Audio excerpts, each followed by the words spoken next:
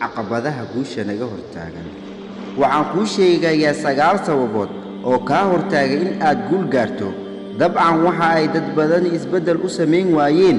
waxaa jira wax dib u celinaya kana hortaagay in ay horumar gaaraan misna ay sameeyaan. laakiin muhiimadu waa qofku in uu gaaro horumar la taaban karo. fiidiyowgan waxaan kugu soo gudbinayaa 9 waxyaabood oo kaa hortaagay in aad guul gaarto.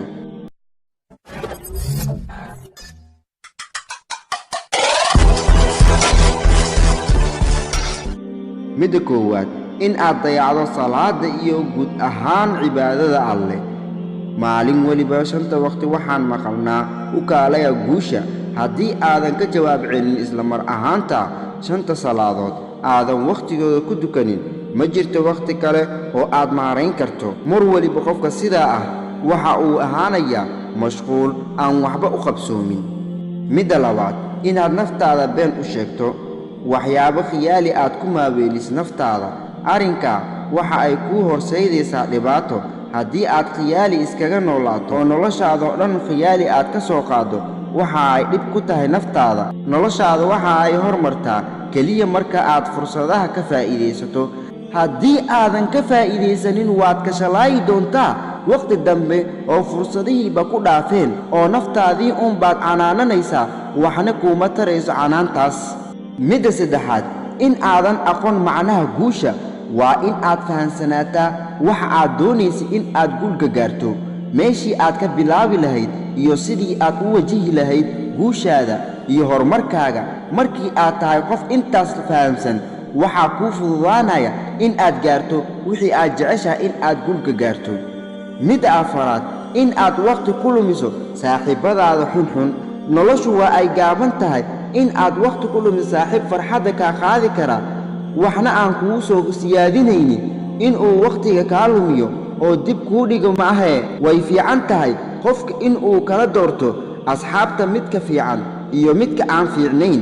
ogsoonow, saaxiibka wanaagsan waxa uu kuu fududaynayaa in aad horumar gaarto oo aad guul gaarto. waxa uuna kugula talinayaa waxa danta kugu jirto. mar waliba waxa aad ka helaysaa dhiirigelin fiican. midda shanaad, in aad ka cararto dhibaatada.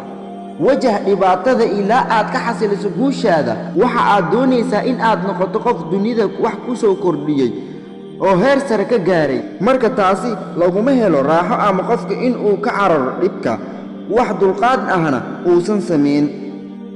midda lixaad, in aad ceebaha dadka raadiso. xaqiiqdii tani waxay kuu horseedaysaa in aad naftaada ka mashquushid iyo horumarkaaga. maxaa yeelay waxa aad ku mashquulsan tahay dadka kale howlahooda. taasina waa tan adiga waqtiga kaa luminaayo oo dantaada aad ku hilmaamayso. taasina waxa aan ku tilmaami karnaa xaasidnimo. xaasidnimadu waa in aad xisaabiso waxyaabaha qofka Alle ku manaystay, aadna ugu xumaato intii aad adiga garan lahayd nimcada Alle ku siiyey. xaasidnimadu waxa aan ku tilmaami karnaa iimaan la'aan iyo qofka aan kalsooni naftiisa ku qabin. sidaas darteed waxaan kala taagayaa nimcooyinka Alle dadka ku manaystay. midda toddobaad, in aad ku noolaato xasuustii la soo dhaafay.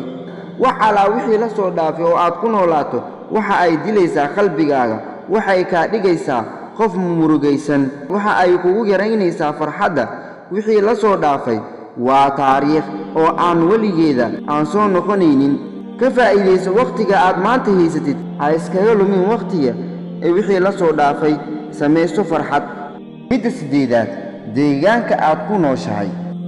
deegaanka aad ku nooshahay haddii ay dadka aysan ahayn dad horumarsan oo fahansan hal abuur iyo in wax cusub la soo kordhiyo, waxaa laga yaabaa in ay kula yaabaan oo waxa aad qabanaysa ay ka dhigaan wax aan macquul ahayn. markaasna aad ka niyad jabto waxa aad qabanaysid. midda sagaalaad, in aad ka cabsato khalad. ha ka cabsan khalad.